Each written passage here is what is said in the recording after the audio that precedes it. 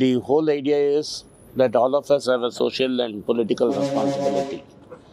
இங்கே இப்போ என்ன நடக்கிறது இந்த நாட்டிலங்கிறத பற்றி தான் உங்கள்கிட்ட நான் சொல்லணும்னு நினச்சேன். There is a big transfer of wealth. உங்களை மாதிரி ஆட்கள்கிட்டேருந்து பணக்காரங்களுக்கு ஒரு பெரிய ட்ரான்ஸ்ஃபர் ஆஃப் வெல்த். அண்ட் இந்த ட்ரான்ஸ்ஃபர் ஆஃப் வெல்த் நடக்கிறது உங்களுக்கெல்லாம் புரிய வைக்கணும் தான் நான் பேச ஆரம்பித்தது. அண்ட் தி அதர் ஐடியா உங்கள்கிட்ட எதுக்கு பேசுகிறதுன்னா, how to the rich make their மணின்னு உங்களுக்கு ரொம்ப சிம்பிளாக டெமோக்ராட்டிக்காக எல்லாருக்குமே அதை ஓப்பனாக சொல்கிறோம். நாமளாக யாரும் இதை ஓப்பனாக பேச மாட்டாங்க. எங்களுக்கு விஷயம் தெரியும்னா நாங்களே காசை பண்ணிக்கிட்டு we will keep quiet. இது ஒரு சிதம்பர ரகசியம் மாதிரி very few people hate it. Most of the time உங்களை ப்ரோக்கிங் அக்கௌண்ட் வச்சு ட்ரேட் பண்ண வைப்பாங்க. முக்கால்வாசி பேர் என்கிட்ட சொல்கிறது ட்ரேட் பண்ண வைப்பாங்க. இதை வாங்கி விற்று அப்படி பண்ண சொல்லுவாங்க. The rich don't trade. அதனால தான் நீங்கள் பார்த்தீங்கன்னா இந்த markets only 2% of the people make money, 98% lose money. In fact இப்போ நீங்கள் யாராவது ஆப்ஷன்ஸ் ட்ரேட் பண்ணியிருந்தீங்கன்னா செபியே உங்களுக்கு அதில் போட்டிருப்பாங்க that 90% of people lose money in options. I know the risk, therefore I'm taking the risk. Nobody makes money in options. So the whole idea is this government is facilitating transfer of money from the rich, from the poor to the rich. Not due to the stock market. Stock market manipulate பண்ணாங்கன்னு நான் சொல்லலை. What is happening is the way the government takes money from people. மக்கள்கிட்டேருந்து பணம் வாங்குறது taxes மூலமாக தான் பணம் வாங்குவாங்க. Normally ஒரு எத்திக்கல் அறமுள்ள அரசாங்கம் என்ன பண்ணணும்னா, இட் ஷுட் டேக் பணத்தை பணக்காரங்கள்டேருந்து வாங்கி லோவர் மிடில் கிளாஸ் ஏழைங்களுக்கு ட்ரான்ஸ்ஃபர் பண்ணணும். நீங்கள் பேசிக்லி நீங்கள் பணம் those who can afford to give money should give money. இப்போ நீங்கள் யாராவது டிஷர்ட் மாட்டின்னு இருக்கீங்களா, இல்லை கையில் பேக் வச்சுருக்கீங்கன்னா, நீங்கள் போய் பேக் விலை வாங்கினீங்கன்னா, இப்போ 1000 ரூபாய்க்கு ஒரு பேக் வாங்கினீங்கன்னா அதில் மினிமம் 180 ரூபா டேக்ஸ். நீங்கள் கொஞ்சம் ஹையர் எண்ட் பிராண்டு வாங்கினீங்கன்னா 250 ரூபா வரைக்கும் டேக்ஸ் போகும். Between 18 and 28%. பட் நீங்கள் வாங்கினாலும் அதே டேக்ஸ் தான், என்ன மாதிரி ஆள் வாங்கினாலும் அதே டேக்ஸ் தான், ரத்தன் டாட்டா வாங்கினாலும் அதே டேக்ஸ் தான். I don't want to take other names. அதுக்கப்புறம் நான் அரசியல் பேசுகிறேங்க. ஸோ நாங்கள் நல்லவங்க பேரே எடுத்துப்போம். ஸோ ரத்தன் டாட்டா வாங்கினாலும் அதே 280 ரூபா தான், நான் வாங்கினாலும் அதே 280 ரூபா தான், நீங்கள் வாங்கினாலும் 280 ரூபா தான், ஒரு ஆட்டோக்காரன் வாங்கினாலும் 280 ரூபா தான். ஒரு சொசைட்டியில் அது மாதிரி நீங்கள் நடத்தவே முடியாது. Ratan Tata and me have to pay money to the transfer of money to should take place from எங்கள்கிட்ட இருக்கிற பணம் பிகாஸ் நாங்கள் அன்ஃபேர் அட்வான்டேஜ் இருக்கிறதுனால எங்கள்கிட்டேன்னு பணத்தை எடுத்து நீங்கள் ட்ரான்ஸ்ஃபர் பண்ணணும் டு ஆட்டோ ஓட்டுறவங்க. ஸோ தட் ஆட்டோ ஓட்டுறவங்க can become a Ratan Tata ஒரு ஆனந்த் ஸ்ரீனிவாசன். நீங்கள் ஒரு 6-7 தலைமுறை போனீங்கன்னா எல்லாருமே ஆட்டோ ஓட்டுற ஸ்டேட்டில் தான் இருந்து. எங்களுக்கெல்லாம் என்ன அட்வான்டேஜ்னால், படிப்புங்கிறது ஒரு 4-5 தலைமுறைக்கு முன்னாடியே வந்துருச்சு. எங்களோட பெரிய சொசைட்டல் அட்வான்டேஜ்னால், my great grandfather himself was an editor of Hindu. So நான் இங்கிலீஷ் தெரிஞ்ச 4வது தலைமுறை. நீங்கள் என்ன தான் டிகிரி வாங்கியிருந்தாலும், என்ன தான் படிச்சிருந்தாலும், உங்களால் இங்கிலீஷ் லாங்குவேஜை மாஸ்டர் பண்ணலன்னா நீங்களுக்கு வேர்ல்டே திறக்காது. ஏன்னா இப்போ நான் என்ன பண்ணுறேன், சும்மா நான் ஏதோ ஒரிஜினலாக பண்ணுறேன்னு எல்லோரும் காலைல விடுறாங்க. அதெல்லாம் தப்பு. அதெல்லாம் கிடையாது. இங்கிலீஷில் இருக்கிறத என்னால் நல்லா கிரகிச்சிக்க முடியறத அழகாக தமிழில் ட்ரான்ஸ்லேட் பண்ணி உங்களுக்கு புரிகிற மாதிரி நான் சொல்கிறேன். அதுக்கு தான் இவ்வளோ பெரிய ஃபாலோவிங். பட் ஒரு அரசாங்கம், ஒழுங்கான அரசாங்கம், நேர்மையான அரசாங்கமாக இருந்ததுன்னா அவன் படித்து அவன் கற்றுக்கணும். அதுதான் ஆக்சுவல் அரசாங்கத்தின் வேலை. அதுக்கு பணம் தேவைப்படும். பணம் தேவைப்படும்னா உங்களுக்கு டாக்ஸேஷன் ஃபேராக இருக்கணும். ஆனால் இவங்க ரிட்டாரிக்கலாக என்ன பண்ணிகிட்டே போகிறாங்கன்னா, இந்த டைரக்ட் டேக்ஸஸை குறைச்சிக்கிட்டே போகிறாங்க, இன்டைரக்ட் டேக்ஸஸை ஏற்றிக்கிட்டே போகிறாங்க. ஒரு 3 எக்ஸாம்பிள் சொல்கிறேன். இந்த வருஷம் பட்ஜெட்டை நீங்கள்லாம் பார்த்துருக்கவே மாட்டீங்க. ஏன்னா நம்மளுக்கு எதுக்கு பட்ஜெட்டு, இதெல்லாம் எனக்கு வேஸ்ட் ஆஃப் டைம் அப்படிங்கிற மாதிரி தான் இருப்பீங்க. அந்த டைரக்ட் டேக்ஸஸ் நாங்கள் சூப்பராக கலெக்ட் பண்ணிட்டோம் அப்படின்னு பார்த்துருப்பீங்க. எல்லோரும் கை தட்டியிருப்பீங்க, அம்மையார் நல்லா வாங்கிட்டாங்கன்னு. உங்களுக்கு என்ன பார்க்கலன்னா, அந்த பிரேக்கப் நீங்கள் பார்த்துருந்தீங்கன்னா, personal income tax absolute numbers.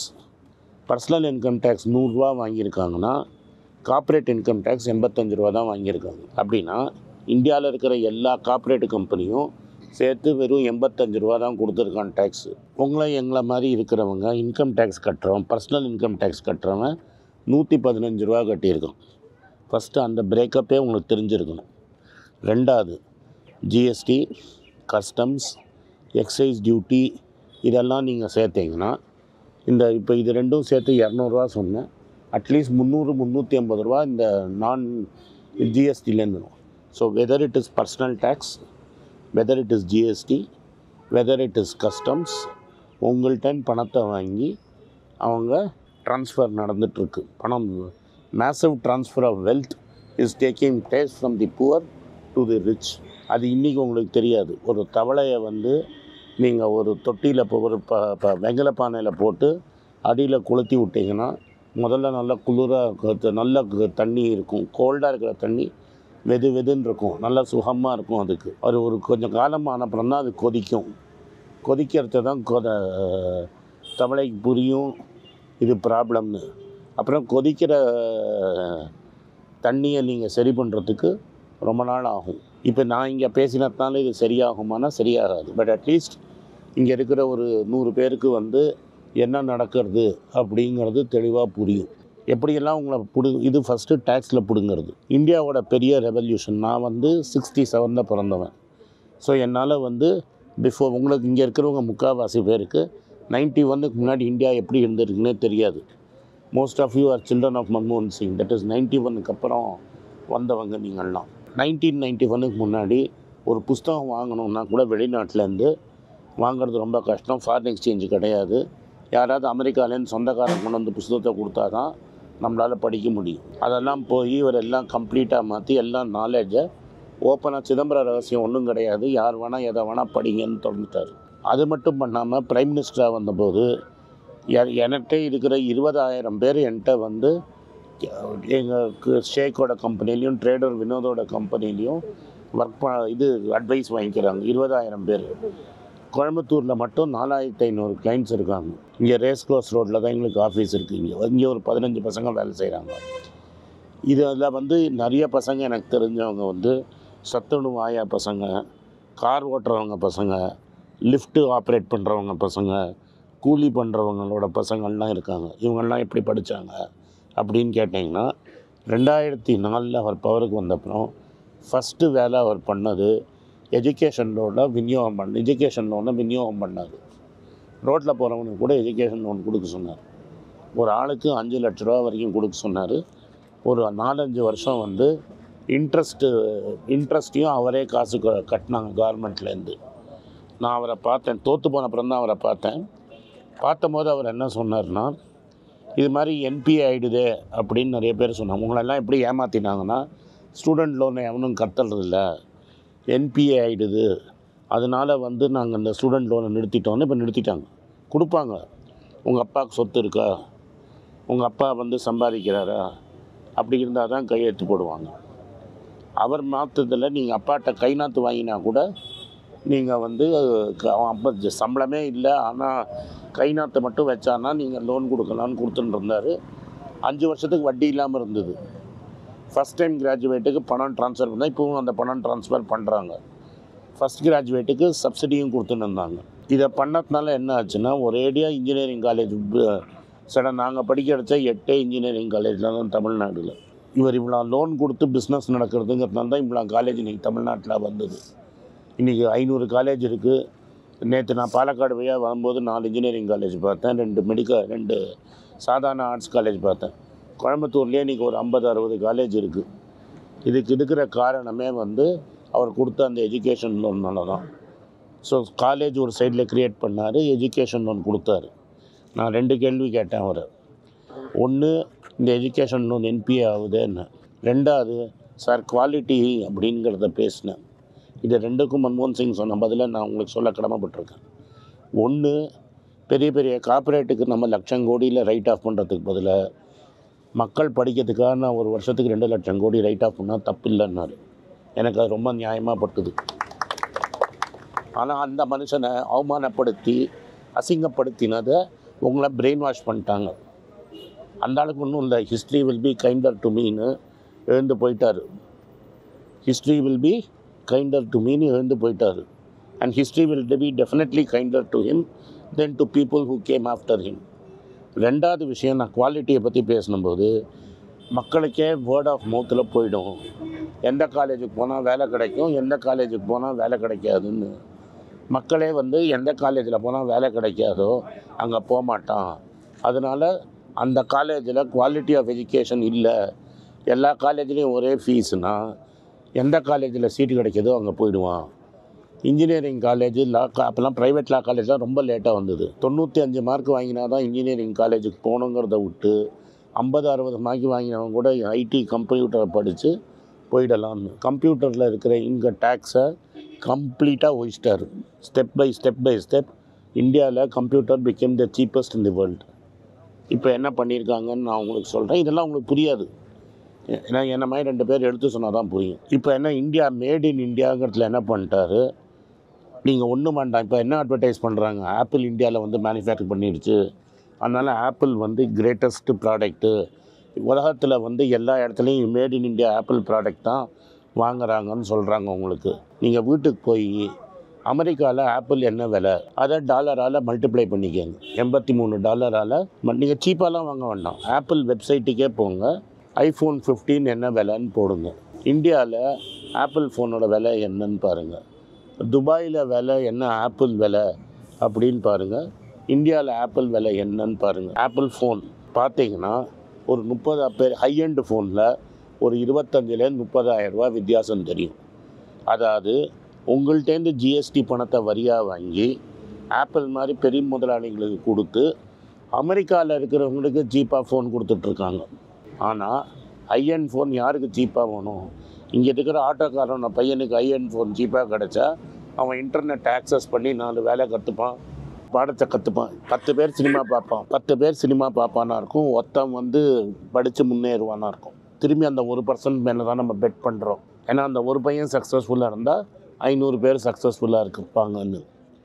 ஆனால் அவன் ஆப்பிள் ஐஃபோனே ரீச் பண்ண முடியாத அளவுக்கு ஏற்றிட்டிங்க. சீப்பாக கொடுத்துன்றது சைனாக்காரன் உள்ளே பூந்து நம்ம இந்தியன்ஸ் அடிக்கும்போது யாருமே இந்தியாவுக்குள்ளே வரலன்னு இது வரைக்கும் வேர்டே அவர் பேசலை. எங்கேயாவது பிரதமர் சைனாக்காரன் இந்தியாவுக்குள்ளே வந்துட்டான், சைனாவுக்கு நாங்கள் பதிலடி கொடுத்தோம் அப்படின்னு கிடையாது. அவங்க ஆட்களை மூளை இல்லாத ஆட்டு மந்தங்களை மாதிரி ஏவி விட்டு அவங்களும் என்னையும் சைனா ப்ராடக்டாக நம்ம டிவியை மாடியிலேருந்து கீழே போட்டு உடச்சோமே தவிர அவர் சைனாக்கு அகேன்ஸ்டாக யூஎன்லேயோ நம்ம ஆளுங்க தானே செத்தாங்க, நம்ம ஆளுங்க தானே உள்ளே வந்தாங்க. எங்கேயாவது போய் சைனாக்கு அகேன்ஸ்டாக எங்கேயாவது வெளிநாட்டில் அவர் பேசியிருக்காரா அப்படின்னு நீங்களே எடுத்து பாருங்கள். 10 வருஷத்தில் சைனாக்கு அமெரிக்கா போகிறாரு, இங்கே போகிறாரு, இந்தியாவில் தான் மினிமம் இருக்கார். எங்கேயாவது போய் சைனா எங்கள் நாட்டுக்குள்ளே இது தாக்கிடுச்சுன்னு. இப்போ அந்த சைனா ஃபோன் சீப்புன்னு சொல்லி சைனா மேலே டேக்ஸை போட்டு போன 2 வருஷம் வரைக்கும் விவோ ஐபிஎல்னு சைனாக்காரன் ப்ராடக்ட் பண்ணிட்டு இருந்தான். இப்போ ஆப்பிள்காரனுக்கு பிஸ்னஸ் கொடுக்கணுங்கிறதுக்காக விவோவை பேன் பண்ணி, ஏன்னா உங்களுக்கு சீப்பாக ஃபோன் கிடச்சிருச்சுன்னா அதனால் டைட் பண்ணி விவோக்காரன் மேலே கேஸை போட்டு அவனை எப்படியாவது வெள்ளை கட்டத்துக்கு ரெடி பண்ணிட்டாங்க. ஆக மொத்தம் உங்களுக்கு வந்து ஃபோனு காஸ்ட்லியாக கிடைக்கும். சரி, இவர் ஏதோ ஃபோனை பற்றி பேசுகிறாருன்னா இப்போ நம்ம வந்து லேப்டாப்புக்கு வரும். இங்கே இருக்கிற முக்கால்வாசி பசங்களோட ஆஸ்பிரேஷன் எப்படியாவது கார்த்தாலேன்னு சாயங்காலம் வரைக்கும் ஐடி கம்பெனியில் ஏசி பொட்டியில் உட்காந்து வேலை செய்யணும் தான். வேறு எந்த வேலையும் நம்ம பசங்களுக்கு ஒரு இடத்துல உட்காந்து சர்வீசஸ் ஜாப்னு சொல்லுவோம். அதுக்கு உங்களுக்கு ஒரு லேப்டாப் ஆப்ரேட் பண்ணணும். டு அன் எக்ஸ்டென்ட்டு ஜெயலலிதா வந்து ஃப்ரீயாக லேப்டாப்பு கிளாஸ் ஸ்டூடெண்ட்ஸுக்கு கொடுக்குற அளவுக்கு போயிடுச்சு. So that computer access is open to everybody. அதுதான் ஐடியா. இப்போ நீங்கள் என்ன பண்ணுறீங்க, மலேசியா, துபாய் இது மாதிரி எந்த ஊர்லேயும் ஹெச்பி ஏதாவது ஒரு லேப்டாப்பை எடுத்து பாருங்கள், ஹை-எண்ட் பிராண்டு, அந்த ப்ராடக்ட்டு அந்த ஊரில் என்ன விலை. ஏன்னா இதெல்லாம் நான் எக்ஸ்பெரிமெண்ட் பண்ணி எடுத்துகிட்டு வந்து பில்லோடு உட்காந்துட்டுருக்கேன். அங்கே வந்து 35,000 ரூபாய்க்கு விற்கிற ப்ராடக்ட்டு இங்கே 55,000 ரூபாய்க்கு விற்குது. இது எதுக்கு நான் இதை பேசுகிறேன்னா, உங்களுக்கே தெரியாமல் உங்கள் பசங்களோட எஜுகேஷன் ஆக்சஸை கட் பண்ணுறது. கேட்டால் அது பேட் லோன் ஆகிடும்னு. இது வரைக்கும் 10 லட்சம் கோடி ரைட் ஆஃப் பண்ணியிருக்காங்க இந்த 5 வருஷத்தில். ரைட் ஆஃப்னால் உடனே என்ன சொல்லுவாங்க, அந்த பணத்தை நாங்கள் திரும்பி வசூல் பண்ணிவிடுவோம், அது பண்ணிவிடுவோம், இது பண்ணிவிடுவோன்னு. 10 லட்சம் கோடி 5 வருஷம் ரைட் ஆஃப் பண்ணதில் 1 லட்சம் கோடி வசூல் பண்ணியிருக்காங்க. 1,10,10,000 கோடி, 11%. நான் திரும்பி என்ன கேட்குறேன்னா, நீங்கள் அதில் வந்து 75% டாப் 25 கார்ப்பரேட்ஸு. ரகுராம் ராஜன் என்ன சொல்கிறாருன்னா, நான் ஆர்பிஐ கவர்னராக இருக்கும்போது 50 பேர் எவன் ஃப்ராடு பண்ணான்னு ஒரு லிஸ்ட்டு எழுதி கொடுத்துருக்கேன்னு. பிரைம் மினிஸ்டர் ஆஃபீஸ் வரைக்கும் இருக்குதுன்னு. அந்த 50 பேர் யாருன்னு ஏன் சொல்ல மாட்டேங்கிறார் பிரதமர்? அந்த 50 பேரை வந்து ஏன் நீங்கள் வந்து ப்ராசிக்யூட் பண்ணலை ஃபஸ்ட்டு? ஏன்னா நான் ஃப்ராடுன்னு தெரிஞ்சிடுச்சுல்ல. திருட்டு பையன் மன்மோகன் சிங் தானே லோன் கொடுத்தான். நீங்கள் பிடிச்சி வச்சுருக்கலாம், ஏன் பிடிச்சி வைக்கல? அது கேள்வி. இப்போ நீங்கள் பணக்காரனுக்கெல்லாம் லோன் ரைட் ஆஃப் பண்ணும்போது உங்கள் ஹவுசிங் லோன் கட்ட முடியலன்னா உங்களுக்கு நோட்டீஸ் மேலே நோட்டீஸ் விடுவான். உங்கள் கிரெடிட் கார்டு கட்ட முடியலன்னா நோட்டீஸ் மேலே நோட்டீஸ் விடுவான். இதெல்லாம் உங்களுக்கு தலையில் கட்டிட்டு நீங்கள் லோனெல்லாம் கரெக்டாக கட்டணும். பெரும் முதலாளிகள் லோன் கட்டக்கூடாது. நேற்று என்னோடய ஃப்ளைட்டில் ஒரு ஜஸ்டிஸ் சந்துருன்னு ஒருத்தர் வந்தார். உங்களுக்கு எல்லோரும் ஜெய்பீம் படம் பார்த்துருப்பீங்க. என்னோடய ஃப்ளைட்டில் இறங்கி வர்றார். அவர் ஹைகோர்ட் ஜட்ஜு. அவர் ஏன் ரொம்ப எனக்கு பிடிச்சி காலில் விழுந்து கும்பிட்டேன் நான் மெட்ராஸ் இதில் நேற்று மெட்ராஸ் ஏர்போர்ட்டில். ஏன்னா ஒரு பதவியிலேருந்து இறங்கினோன்னே அடுத்த நாளில் அவர் வந்து சபர்பன் ட்ரெயினில் வீட்டுக்கு போனார். அது மாதிரி எந்த ஜட்ஜும் பண்ண மாட்டான். உடனே இவர் என்ன பண்ணார், எஸ்பிஐயில் ரிக்கவரி கமிட்டின்னு ஒன்று இருக்கும். ஒரு ஹைகோர்ட் ஜட்ஜு தான் சைன் ஆஃப் பண்ணணும், இதை நீங்கள் தள்ளுபடி செய்யலாம்னு. தெரியாமல் இவரை போட்டாங்க. அருந்ததி பட்டாச்சாரியா ஜென்ரல் சீஃப் ஆஃபீஸராக இருக்கும்போது ஒரு அண்ணன் தம்பி 2 பேர் இருந்தாங்க. உங்களுக்கு பேர் ஆட்டோமேட்டிக்காக தெரியும். அவன் அண்ணன் வந்து பெரிய பெரிய கிரிக்கெட் டீம்லாம் வச்சுருக்கிறான். தம்பி போண்டி ஆகி நடுத்தருவில் ஆண்டியாக இருக்கிறான். அவன் சொத்தெல்லாம் தனியாக இருக்குது. பிஸ்னஸ்லாம் போண்டி ஆகிடுச்சு. 1 லட்சம் கோடி பணம் கட்டலை. ஒரு 6000 கோடி, இந்த பல லட்சம் கோடியில் ஒரு 6000 கோடி மட்டும் அந்த கம்பெனிக்கு பெரிய அண்ணன் கேரண்டி கொடுத்துட்டான். தெரியாமல் ஏதோ தூக்கத்தில் கையெழுத்து போட்டான். சந்துரு பேப்பர்லாம் படிச்சுட்டு 6000 கோடி அண்ணனை கட்ட சொல்ல அவன் தான் பல லட்சம் கோடி வச்சுருக்கிறான். கிரிக்கெட் பிளேயரெல்லாம் 100 கோடி 200 கோடி கொடுத்து வாங்குகிறான். இந்த பேங்க்குக்கு 6000 கோடி கட்டலாமேன்னு அவர் எழுதிட்டார். 7 ஜென்ரல் மேனேஜர் வந்து அவர்கிட்ட மன்னாடி இருக்கிறாங்க. அதெல்லாம் முடியாது, இப்போ கட்ட வேண்டியது ஏன்னா சந்துரு பழைக்க தெரியாதவர். இந்த அரக்காணி மாதிரி ஆளுங்களுக்கு வாதாடுறவர். அவங்களுக்குலாம் நம்ம சொசைட்டியில் இன்றைக்கி மரியாதையே கிடையாது. அவன் பழைக்க தெரியாதவன்டும். என்னது அவன் ஏன்னா மக்களுக்கு செய்கிறவன் தான் பழைக்க தெரியாதவன். இப்போ நான் பழைக்க தெரியாதவன். என்கிட்டே சொல்லுவாங்க, எங்கள் கம்யூனிட்டியில் என்ன சொல்லுவாங்க, இவன் பழைக்க தெரியாதவன். ஸோ என்ன பண்ணுவாங்க, அவர் 6000 கோடி ரைட் ஆஃப் பண்ண மாட்டேன்ட்டார. Okay sir, we will close the file, next month we will ரீகன்சிடர்னு. ஏன்னா இவர் டேர்ம் முடிஞ்சிடுச்சு. இப்போ டெல்லியில் புரிஞ்சுக்கிட்டாங்க, இந்த ஆள் கையெழுத்து போட மாட்டான்னு. இவனை ட்ரான்ஸ்ஃபர் பண்ணிட்டாங்க. அடுத்த மாதம் இன்னொரு ஜட்ஜ் வருவான்ல, அவன் வேணுங்கிற ஜட்ஜாக தான் நான் கொடுப்பான். அந்த ஜட்ஜுக்கு வந்து ரிட்டையர் ஆன ஜட்ஜு வேணுங்கிற ஜட்ஜாக போட்டோன்னா, நம்ம ஜஸ்டிஸ் ககோய் மாதிரி ஒருத்தனை போட்டோன்னா அவன் என்ன டைப் அடிக்கிறாங்களோ அங்கே கையெழுத்து போட்டுருவாங்க. உடனே இவர் என்ன பண்ணார், உடனே வந்து என்ன அதெல்லாம் முடியாது, ஐ எம் டிக்டேட்டிங் தி ஆர்டர்னு டிக்டேட் பண்ணி கையெழுத்து போட்டார். அவர் என்ன சொன்னார்னா, கொலாபாவில் அந்த ஏர்போர்ட்லேருந்து அவர் இறங்கி வந்து காரில் ஏறி வீட்டுக்கு வரதுக்குள்ளே அன்றைக்கி சேர்மன் வந்து ரிட்டையர் ஆகி அந்த பெரிய அண்ணன் கம்பெனியில் டைரக்டராக சேர்ந்துட்டாங்க. இது மாதிரி செய்தியெல்லாம் உங்கள் காதுக்கே வராது. நம்மளுக்கு என்னன்னு நீங்கள் நினச்சிங்கன்னா, எஸ்பிஐ உங்கள் கம்பெனி 51% பப்ளிக் செக்டர். இதே ப்ரைவேட் செக்டரில் இது மாதிரி பண்ணாங்கன்னா எவனா கேஸை போட்டு இப்போ சந்தா கோச்சர் உள்ளியும் வெள்ளியும் சுற்றிட்டு இருக்கிற மாதிரி சுத்த வண்டி தான். ஏன்னா அது ப்ரைவேட்டு. பப்ளிக்னால் எஸ்பிஐகிட்ட நீங்கள் வேணும் 6000 கோடி வேணும். நான் என்ன கேட்குறேன், இங்கே இருக்கிறவங்கெல்லாம் 5 லட்சம் கடன் வாங்கிக்கோங்க. இங்கே இருக்கிறவங்களாம் 5 லட்சம் கடன் வாங்கி கட்டாமல் இருந்தீங்கன்னா எஸ்பிஐ என்ன பண்ணுவான், ஃபஸ்ட்டு உங்களுக்கு 5 லட்சம் கோடி கொடுப்பானே, 5 லட்சம் கொடுப்பானே உங்களுக்கு. இந்த பேப்பரை கொண்டா, அந்த பேப்பரை கொண்டா, இப்படி கொண்டா, அப்படி கொண்டான்னு கேட்டு வீட்டுக்கு ஆள் அமைச்சு எப்படியெல்லாம் மிரட்டான். அண்ணன் தம்பி கதையை நீங்கள் நல்லா புரிஞ்சுக்கோங்க. நான் சொல்லலை, சந்துரு சார் சொல்கிறார்.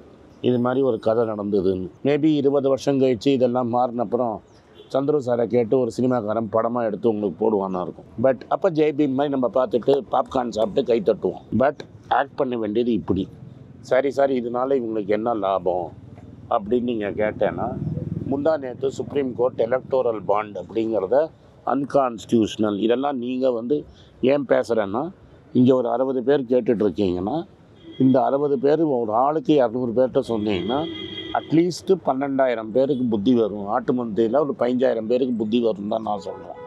இதுதான் ஆஸ் அ சிட்டிசன் என்னால் பண்ண முடியும். 15,000 பேருக்கு இந்த செய்தி ஃபிசிக்கலாக போய் சேரும். அருந்ததி பட்டாச்சாரியாவோட கதை 15,000 பேருக்கு சேரணுங்கிறது தான் என்னோட கேள்வி. நீங்களே பேப்பரில் போய் பாருங்க, அண்ணன் கம்பெனியில் அன்றைக்கி அவங்க டைரக்டராக சேர்ந்தாங்கன்னா சேர்ந்துருப்பாங்க. Arundhati Bhattacharya joins elder brother கம்பெனின்னு பார்த்தீங்கன்னா டபக்குன்னு வந்துடும். அதுக்கு ஃபீஸ் நீங்கள் 6000 கோடி கொடுத்துருக்கீங்க. இப்போது இந்த எலக்டோரல் பாண்டுன்னா உங்களுக்கு தெரியுமா எல்லாருக்கும்? யாருக்கா தெரியலன்னா நான் சொல்கிறேன் எலக்டோரல் பாண்டுனா என்னென்னு. இந்த எலக்டோரல் பாண்டுனா என்னென்னா, எஸ்பிஐ ஒரு பத்திரம் கொடுக்கும், அதில் பேர் ஒன்றுமே இருக்காது. நீங்கள் போய் மினிமம் 1 கோடி ரூபாய்க்கு அந்த பத்திரிகையை வாங்கி உங்களுக்கு பிடிச்ச கட்சிக்கு கொடுக்கலாம். நான் காங்கிரஸில் இருக்கேன், நான் 1 கோடி ரூபா காங்கிரஸ் கட்சிக்கெலாம் வாங்கி கொடுக்க மாட்டேன், ஏன்னா என்னால் முடியாது. இது மாதிரி போன 9 வருஷத்தில் ஒன்றும் இல்லை, ஒரு 12,000 கோடி அரசியல் கட்சிகளுக்கு போயிருக்கு. இதில் 7,000 கோடி ஒரே கட்சிக்கு போயிருக்கு. சரிடா, என்னன்னு பார்த்தா இந்த 2018-19 எலெக்ஷன் முடிஞ்சிருச்சு. எலெக்ஷன் முடிஞ்சப்புறம் ஃபஸ்ட்டு பட்ஜெட்டில் கார்ப்பரேட் டேக்ஸை 40%லேருந்து 25% ஆக்கிட்டாங்க. இப்போ 1,00,000 கோடி கார்ப்பரேட் ப்ராஃபிட்னா 15,000 ரூபா டிஸ்கவுண்ட். என்னது 15,000 கோடி தள்ளுபடி. அந்த தள்ளுபடி வருஷத்தில் government record, that is public ரெக்கார்ட்லேருந்து கட்சியே கொடுத்த ரெக்கார்ட்லேருந்து பார்த்தீங்கன்னா 2,500 கோடிக்கே உங்களுக்கு எலக்டோரல் பாண்டு கொடுத்துருக்கான். நான் உனக்கு 15,000 கோடி தள்ளுபடி செய்வேன், நீ எனக்கு 2,500 கோடி கொடுத்துடணும். சரி, இது அப்படியே ஓப்பனாக கொடுத்தா உடனே ஊழல் நடிச்சிருவீங்கள்ல, உங்களுக்குலாம் தெரியக்கூடாது இல்லை. அதனால எலக்டோரல் பாண்டு போடுவேன். எலக்டோரல் பாண்டு போட்டிங்கன்னா யார் காசு கொடுத்தானே உங்களுக்கு தெரியாது. அது தெரியக்கூடாது. Citizen does not have the right to know எந்த அரசியல் கட்சிக்கு பணம் கொடுக்கப்பட்டிருக்கு அப்படின்னு தெரியக்கூடாது அப்படிங்கிறதுக்காகவே இந்த சட்டம் கொண்டு வரப்பட்டது. இதை நீங்கள் பார்லிமெண்ட்டில் பேசி எல்லோரும் கூட்டு களவாணியாக இருந்து பண்ணியிருந்த கூட்டு களவாணியாக இருந்தால் பண்ணியிருக்கலாம். இவங்க என்ன பண்ணாங்க, அதுக்காக 4 சட்டத்தை மாற்றுறாங்க. நம்ம முன்னோர்கள் பல புத்திசாலிகள் பல சட்டங்களை போட்டிருக்காங்க. ரெப்ரசன்டேஷன் ஆஃப் பீப்புள் ஆக்ட் அப்படின்னு ஒன்று இருக்குது. அப்படின்னா யாரை நீங்கள் பிரதிநிதியாக சூஸ் பண்ணலாம், அவன் என்னெல்லாம் செய்யணும், எலெக்ஷனில் எப்படி அவன் நடந்துக்கணும் அப்படின்னு ஒரு சட்டம் இருக்குது. அந்த சட்டத்தை மாற்றிட்டாங்க. இன்கம் டேக்ஸ் ஆக்ட் அப்படின்னு ஒரு சட்டம் இருக்குது, அதையும் மாற்றிட்டாங்க. கம்பெனிஸ் ஆக்ட் அப்படின்னு ஒரு சட்டம் இருக்குது, அதையும் மாற்றிட்டாங்க. ஆர்பிஐ ஆக்ட் அப்படின்னு ஒன்று இருந்தது, ஆர்பிஐ என்ன செய்யும் அப்படின்னு ஒரு ஆக்ட் இருந்தது, அதையும் மாற்றிட்டாங்க. ஆர்பிஐ ஆக்டை ஏன் மாற்றினாங்கன்னா, ஆர்பிஐ தவிர வேறு எந்த யாருமே பப்ளிக் பாண்டுக்கு போட முடியாது. நீங்கள் கடன் வாங்கலாம், கவர்மெண்ட் சார்பில் வேறு யாருமே பாண்டு போட முடியாது, வெறும் ரிசர்வ் பேங்க்கு. அதை மாற்றி ஸ்டேட் பேங்க்குக்கு பாண்டு போட பர்மிஷன் கொடுத்தாங்க. 2வது, இன்கம் டேக்ஸ் சட்டத்தில் என்ன சொல்லியிருக்குன்னா, 3 வருஷம் ப்ராஃபிட்டில் 7.5% மேலே நீங்கள் கொடுக்க முடியாது. இப்போ 3 வருஷத்தில் நான் 1000 கோடி தான் லாபம் பண்ணியிருக்கேன்னா அதில் 7.5% மேலே நான் ஒரு கட்சிக்கு கொடுக்க முடியாது. 1000 கோடி லாபத்தில் 70 கோடி தான் நான் கொடுக்க முடியும். ஃபேவர் இல்லாமல் நீங்கள் கொடுப்பீங்களா? 1000 கோடியில் 70 கோடி இனிவே அதுதான் இருந்தது. அதை மாற்றி என்ன பண்ணாங்கன்னா, லிமிட்டே இல்லை அப்படின்னு மாற்றிட்டாங்க. நீங்கள் எவ்வளோ வேணால் கொடுக்கலாம். 1000 கோடி லாபம் சம்பாதிச்சிங்கன்னா 1001 கோடி ரூபா கொடுக்கலாம் அப்படின்ட்டான். 3வது, அப்போ எதுக்கு கம்பெனிஸ் ஆக்டை மாற்றினாங்கன்னா, கம்பெனி ஆக்டில் என்ன பண்ணினா நேரு அந்த காலத்துலேருந்து கட்டத்தில் ஓடுற கம்பெனி டொனேஷன் கொடுக்க முடியாதுன்னு ஒரு ரூல்ஸ் இருக்குது. இப்போ ஒரு கம்பெனி 3 வருஷம் ஒரு கம்பெனி ஆரம்பித்து கம்பெனி 3 வருஷம் இருந்து அந்த கம்பெனி 3 வருஷமும் லாபம் சம்பாதிச்சாதான் நீங்கள் பொலிட்டிக்கல் டொனேஷனே கொடுக்க முடியும். இப்போ என்ன மாற்றிட்டான்னா, இன்றைக்கி கம்பெனி ஆரம்பித்து நாளைக்கு கார்த்தால நான் டொனேஷன் கொடுக்க முடியும். எப்படி? இன்றைக்கி நான் ஒரு கம்பெனி ரெஜிஸ்டர் பண்ணுவேன், நாளைக்கு கார்த்தால கம்பெனி டொனேஷன் கொடுக்கும். கம்பெனி இருந்து நடத்தி லாபம் பண்ணாதானே உங்களுக்கு காசு கொடுக்கறது. அதெல்லாம் வேணாம். இப்போ நான் உங்களுக்கு லஞ்சம் கொடுக்கணும்னா இன்றைக்கே நான் கம்பெனி ஆரம்பிப்பேன், நாளைக்கே உங்களுக்கு 1000 கோடி கொடுப்பேன். இந்த பணம் எங்கே வந்தது, எப்படி வந்ததுன்னு கேட்குற ரைட்ஸு இன்கம் டேக்ஸுக்கு கிடையாது. ஆனால் நம்ம பர்சனல் இன்கம் டேக்ஸ் கட்டிடணும். கட்டலைன்னா நோட்டீஸ் அமைச்சிடுவாங்க. இப்போ இதுதான் ப்ராடாக அண்டர்ஸ்டாண்டிங். அதுக்கப்புறம் கட்சி யாருக்கும் சொல்ல வேண்டாம் எங்கேருந்து பணம் வந்தது, எந்த கம்பெனியும் அவங்க அக்கௌண்ட்ஸில் காட்ட வேண்டாம், கட்சியும் யார் கொடுத்தாங்கன்னு சொல்லலாம், ஏன்னா எங்களுக்கே தெரியாதுன்றோம். இப்போ இதில் என்ன மேட்டர்னா, எஸ்பிஐ யாரோடது? கவர்மெண்ட்டோடது. எஸ்பிஐ சேர்மனை யார் அப்பாயிண்ட் பண்ணுறாங்க? Finance minister. எஸ்பிஐ கண்ட்ரோல் பண்ணுறது யார்? ஒரு IAS officer. Nirmala Sitharaman scolds SBI chairman ஒரு கூகுளில் தேடி பாருங்கள். அம்மையார் எவ்வளோ முத்தாக பேசுவாங்க ஒரு எஸ்பிஐ சேர்மன்ட்ட, நீங்கள் காது கூட கேட்பான். அவன் வேலைக்காரமாக இப்படி நின்றுன்னு இருப்பான். அப்போது மேடம் கேட்டால் இந்த லிஸ்ட்டை கொடுப்பானா மாட்டானா நீங்களே பார்த்துக்கோங்க. அப்போ நான் தான் ஆட்சியில் இருக்கிறேன், என் எதிர்கட்சிக்கு எவன்லாம் காசு கொடுக்குறான் அப்படிங்கிற லிஸ்ட்டு என்கிட்ட முன்னாடியே வந்துடும். நான் வந்து அந்த லிஸ்ட்டை பார்த்து எவன் அவனுக்கு கொடுத்துருக்கானோ அவனுக்கு இடி நோட்டீஸ் விடுவேன், இன்கம் டேக்ஸ் நோட்டீஸ் விடுவேன், சிபிஐ நோட்டீஸ் விடுவேன். அம்மையார் ஒரு பட்ஜெட்டில் 2 வருஷத்துக்கு முன்னாடி சொன்னேன், குதிரை பேரத்துக்கு கூட டேக்ஸ் போட்டான், ஹார்ஸ் ட்ரேடிங்கு கூட டேக்ஸ் போடுறேன்னாங்க. மேக்ஸிமம் குதிரை பேரம் பண்ணுறது இவங்க தான். தமிழ்நாட்டில் 2 பேரை காங்கிரஸ்லேருந்து விலைக்கு வாங்க. ஸோ இது மாதிரி குதிரை பேரத்துக்கும் டேக்ஸ் போடலான்னு ஐடியா கொடுத்தாங்க, நோன்ட்டாங்க. ஏன்னா ஒரு எம்பி 50 கோடிக்கு வாங்கினாங்கன்னா 18% டேக்ஸ் கட்டணும்ல, அதெல்லாம் கட்ட முடியாது. ஒரு எம்எல்ஏக்கு 25 கோடி கொடுக்க போகிறாங்க, அந்த 25 கோடிக்கு நம்ம டேக்ஸ் கட்ட முடியாது. ஸோ அதெல்லாம் விட்டுருங்க, அந்த குதிரை பேரத்தெல்லாம் விட்டுருவோம். இப்போ வந்து இந்த குதிரை பேரம் பண்ணுறதுக்கெல்லாம் எப்படி காசு வந்ததுன்னு பார்த்தீங்கன்னா, அஃபீஷியலாக இது மாதிரி பணத்தை வாங்கி ஒரு கட்சிகிட்ட மட்டும் 7000 கோடி இருக்குது. நீங்கள் வெறும் பேங்க் டெபாசிட் வட்டி போட்டிங்கன்னா கூட 350 கோடி வட்டி. இதுக்கு அடுத்த கட்சி எங்கள் கட்சி, எங்கள்கிட்ட இருக்கிற பணம் 600 கோடி ரூபா. 7000 கோடி இருக்கிறவன் 600 கோடி இருக்கிறவன் எப்படி 7000 கோடி கூட இருக்கிறவனோட போட்டி போட முடியும்? நான் தான் யாரை வேணால் வாங்கிடுவேன்ல. நீ எவனை கூட்டின்னு வந்து உட்காத்தினாலும் ஒரு ஆக்ஷன் டேபிளில் வச்சு ரேட்டை வாங்கிடுவேன். இப்போ உங்கள் கம்பெனியில் இன்றைக்கி 5 லட்ச ரூபா சம்பளம் கொடுக்குறோம், நாளைக்கு 10 லட்ச ரூபா கொடுத்தா நீங்கள் போயிட மாட்டிங்களா? அது மாதிரி தான் இங்கே அரசியலும் ஒரு ப்ரொஃபஷன். என்ன மாதிரி 4 பேர் தான் பதவி வேண்டான்னு ஐடியாலஜியில் பின்னாடி சுற்றிட்டு இருப்போம். இது என்னென்னா, குதிரை பேரத்தில் எம்பிக்கு ரேட்டு பேசுறது. மகாராஷ்டிராவில் கவர்மெண்ட் கவுந்துருச்சா, நீங்கள் எங்கெல்லாம் லிஸ்ட் ஆஃப் கவர்மெண்ட் கவுண்ட் இருக்குதுன்னு பார்த்தீங்கன்னா அங்கே இருக்கும். கேஸ் போடுவோம், கேஸ் போட்டு அடுத்த நாளே வந்து அவன் கட்சி மாட்டானா அந்த கேஸ் சரியாக போயிடும். இதெல்லாம் விடுங்க. இந்த 7000 கோடி லிஸ்ட்டை மார்ச் 13ஆம் தேதிக்குள்ளே பப்ளிக்கு நீங்கள் காட்டணும்னு சொன்னாங்க. காட்ட மாட்டாங்க, நிச்சயமாக வந்து கோர்ட்டில் போய் டைம் கேட்பாங்க. எங்களால் எண்ண முடியலன்றோம். ஒரு கம்ப்யூட்டர் தட்டினா வந்துட போகுது. அந்த ஏன் காட்ட மாட்டாங்கன்னா, என்ன மாதிரி 4 பேர் என்ன பண்ணுவோம்னா, என்னென்னைக்கு நீ காசு கொடுத்து வாங்கியிருக்க, யார்கிட்டேருந்து காசு வாங்கியிருக்கிற, நீ காசு கொடுத்தவன் யாரோட தோஸ்து எல்லாம் கண்டுபிடிச்சிருவோம். ஜகாக்கா தோஸ்து யாருன்னு கண்டுபிடிச்சிருவோம். இந்த பிஜேபிக்காரன் ஒரு இடத்துல சொல்லுவான் காமெடியில், ஜகாக்கா தோஸ்துன்னு சொன்னால் துபாய்க்கு போயிடலாம் பாரு. அந்த ஜகாக்கா தோஸ்து யாருன்னு நாங்கள் கண்டுபிடிச்சிருவோம். உடனே எல்லா இடத்துலையும் சொல்லிட்டு வந்த ஜகாக்கா தோஸ்து இன்றைக்கி வந்து ஜகாக்கா தோஸ்துக்கு இடி நோட்டீஸ் வந்தோன்னே அவர் கொடுத்துருக்காரு, இடி நோட்டீஸ் போயிடுச்சு. இன்கம் டேக்ஸ் நோட்டீஸ் வாங்கினவன் ஜகாக்கா தோஸ்த் கொடுத்துருக்கான். அது மாதிரி தள்ளுபடி ஆகிருக்குன்னா அவன் எவ்வளோ எலக்டோரல் பாண்டு கொடுத்துருக்கான் அப்படின்னு நாங்களே பத்திரிகையில் எடுத்து போடுவோம். இது முதல் நாள் நீங்கள் போய் ட்விட்டரில் பார்த்தீங்கன்னா வந்த அன்றைக்கே அருண்ஜேட்லி படத்தையும் உர்ஜித் பட்டேல் படத்தையும் போட்டு ராகுல் காந்தி ஒரு ட்வீட் போட்டிருந்தார், இது லீகலைஸ்டு கரப்ஷன் அப்படின்னு. ஆனால் அவன் முட்டாப்பையன், அவன் பப்பு. ஏன்னா உங்களுக்கு உண்மையை சொன்னால் அவன் பப்பு. இப்போ பப்பு சொன்னது 6 வருஷம் கழிச்சு சுப்ரீம் கோர்ட்டே சொல்லிடுச்சு. பிட் ப்ரோ கோங்கிற வார்த்தையை சீஃப் ஜஸ்டிஸ் சொல்லியிருக்கிறார். நானே கேட்டேன், பிட் ப்ரோ கோனா நீங்கள் எனக்கு ஏதாவது கொடுக்கணும், நான் உங்களுக்கு ஏதாவது கொடுக்கணும், இந்த குவிட் ப்ரோ கோ நடந்திருக்கலாம் அப்படின்னு ஜஸ்டிஸ் சொல்லிட்டார். இப்போ நீங்கள் பார்க்குற பையிங், நீங்கள் ஒரு மத்திய பிரதேசில் ஒரு பெரிய ஆள் வாங்க போகிறாங்க 19 எம்எல்ஏ, இதுக்கெல்லாம் இந்த பணம் யூஸ் ஆகுதா அப்படின்னு நம்ம பார்க்கணும். ஸோ உங்களுக்கு ஜனநாயகம் வேணும்னா, சர்வாதிகாரம் வேணும்னா அடுத்தது என்ன நடக்கும்னா 2026 ஒரு பார்லிமெண்ட்ரி டீலிமிட்டேஷன் நடக்கும். இந்த பார்லிமெண்ட்ரி டீலிமிட்டேஷன் என்ன நடக்கும்னா, டப்புன்னு நம்பர் ஆஃப் பார்லிமெண்ட் சீட்ஸை மாற்றுவாங்க பாப்புலேஷனை வச்சு. நம்ம வந்து ஒழுங்காக இருந்து நம்ம மக்கள்லாம் ஒழுங்காக படிக்கணும்னு பாப்புலேஷனை ஒரேடியாக குறைச்சிட்டோம். அவன் கவலையப்படாது, இந்த முட்டா பசங்க சம்பாதிச்சு எனக்கு வெடிச்சு கொட்டுவாங்க. சவுத்தில் இருக்கிறவனும் அருவுகட்டப்ப உழைச்சி பிஸ்னஸ் பண்ணி சம்பாதிச்சு நார்த் இந்தியாவுக்கு ட்ரான்ஸ்ஃபர் பண்ணுவான். நாங்கள் ஜாலியாக இருக்கிறோம், நாங்கள் 1 ரூபா டேக்ஸ் கலெக்ட் பண்ணால் 2 ரூபா வாங்கிப்பாங்க. இந்த கர்நாடகா தமிழ்நாட்டில் இருக்கிறவங்க முட்டாள், 1 ரூபா வாங்கிட்டு 1 ரூபா கொடுத்துட்டு 25 பைசா 29 பைசா வாங்கிட்டு சும்மா இருப்பான். அவனுக்கு ஜெயராம் சொன்னால் போதும், ஜெயஸ்ரீராம் சொன்னால் போதும்னு வச்சுட்டு உங்களை வந்து 40லேருந்து கண் தொடப்பிக்கு 60 ஆக்குவான். 40 சீட்டு 60 சீட்டாக மாறிடும்.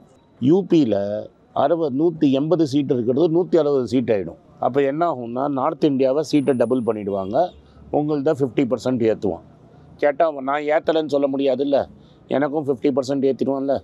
அதுக்கப்புறம் ஒரே ஆள் ஒரே கட்சி தான். சவுத்து ஓட்டே எனக்கு வேணாம், அவன் அடிமை மாதிரி வரி கட்டினா போகிறோம். நார்த் இந்தியாவை வச்ச உங்களை கம்ப்ளீட்டாக ரூல் பண்ணுவான். பீகாரில் 100 சீட்டு, யூபியில் 160 சீட்டு, அங்கேயே 260 சீட்டு. குஜராத்தில் டபுள் பண்ணிடுவான், குஜராத்தில் சீட்டு. நம்மளுக்கு விரல் சுப்பி டேக்ஸ் கட்டிக்கிட்டே இருப்போம். இது பின்னாடி போய் ஒரு 25 வருஷம் கழித்து பெரிய போராட்டமாக வெடிக்கும். இன்றைக்கி சொல்கிறேன்னா, இந்த போராட்டம் வேண்டாம், புத்திசாலித்தனமாக ஓட்டு போடுங்க, ராமர் கோயிலை நம்பி ஏமாந்துடாதீங்க. நானும் இப்போ நேற்று போய் குருவாயூர் போயிட்டு தான் வரேன். நானும் கோசாலா வச்சுருக்கிறேன். என்கிட்ட அக்கௌண்ட் வச்சுருவங்கள்ட்டலாம் பணம் வாங்கி நானும் 150 மாடை காப்பாற்றுறேன். அது என்னோடய பர்சனல் பிலீஃப். நாங்கள் இப்போ 50 வருஷமாக பண்ணிகிட்ருக்கோம். அது என் பிலீஃபு. நான் கிருஷ்ணனுக்கு பூஜை பண்ணுறது என்னோடய பிலீஃபு. நான் எவ்வளோ கிருஷ்ணனை பூஜை பண்ணுறேனோ இங்கே இருக்கிறவங்கள சில பேர் அல்லாஹ்க்கும் பூஜை போடலாம், ஜீசஸ் கிரைஸ்டுக்கும் பூஜை போடலாம். அது வீட்டுக்குள்ளே. வீட்டுக்கு வெளில வந்து பேசினீங்கன்னா, அதுக்காக ஓட்டு போட ஆரம்பிச்சிங்கன்னா என்ன மாதிரி ஆட்களுக்கு வரி குறையும். நாங்கள் தினம் ஒன்றுமே பண்ணாமல் வருஷத்துக்கு 25-30 லட்ச ரூபா அசட் ப்ரைஸ்லேயே சம்பாதிச்சிட்ருப்போம். டேக்ஸே கட்ட மாட்டோம், ஜாலியாக சுற்றிட்டுருப்போம். நீங்கள் உங்கள் பசங்க படிக்க முடியாது, காலேஜ் சீட்டு வாங்க முடியாது, வேலை வாய்ப்பு கிடைக்காது. இப்போவே பார்த்தீங்கன்னா இது நம்ம வரலாறுல நடந்ததே கிடையாது. விப்ரோ, இன்ஃபோசிஸ், டிசிஎஸ், டாடா கம்பெனிக்காரன் யாரையும் வேலையை விட்டே அனுப்ப மாட்டான். அவனே 700 பேர் வேலையை குறைச்சிட்டான். இந்த வருஷம் ஒரு குவார்ட்டரும் 7000 பேர் கம்மியாக வேலை செய்கிறாங்க டிசிஎஸில். கீர்த்திவாசன் என்ன சொல்கிறாரு, வேலையை விட்டு போனவனை நான் தடுத்து நிறுத்த முடியுமாப்பா? அவன் வேலையை விட்டு போயிட்டான்.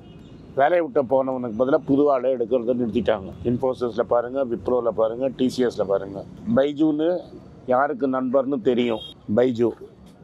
அந்த பைஜூவை இப்போ என்ன கதை இருக்குதுன்னு நாங்களாம் ரொம்ப நாளாக சொல்கிறோம். பைஜூக்கு மட்டும் இடி போகாது, இன்கம் டேக்ஸ் போகாது, ஒன்றும் போகாது. ஸ்விக்கிக்கு இன்கம் டேக்ஸ் கிடையாது, இடி கிடையாது, ஒன்றும் கிடையாது. அவன்லாம் நட்டத்தில் ஓட்டிகிட்ருப்பான். ஓலா ஸ்கூட்டரை வேலை செய்யாது, அதுக்கு எந்த ஒன்றுமே கிடையாது.